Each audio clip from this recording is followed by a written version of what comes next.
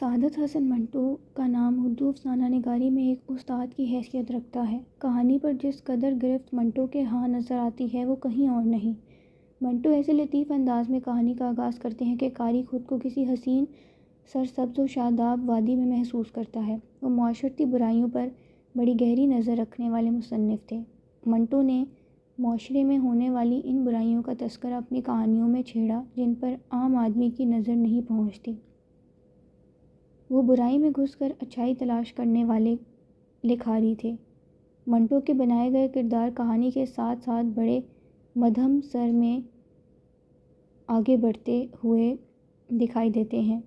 منظر کشی کا فن منٹو کو انتہائی بلندی پر پہنچا دیتا ہے۔ منٹو اپنی مشاہدے کی آنکھ ہر وقت کھلی رکھتے ہیں۔ ان کا انداز بیاں منفرد ہے اور پیشکش انتہائی لاجواب۔ افسانہ توبہ ٹیک سنگھ ان کا شاہکار افسانہ ہے۔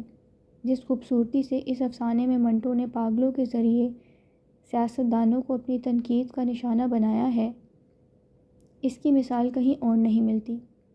منٹو بڑے حساس نظریات کے مالک تھے۔ وہ عام بول چال میں گہری بات کر جانے والے بڑے مصنف ہیں۔ ادبی حوالے سے منٹو کا نام ہمیشہ ایک روشن ستارے کی مانند رہے گا۔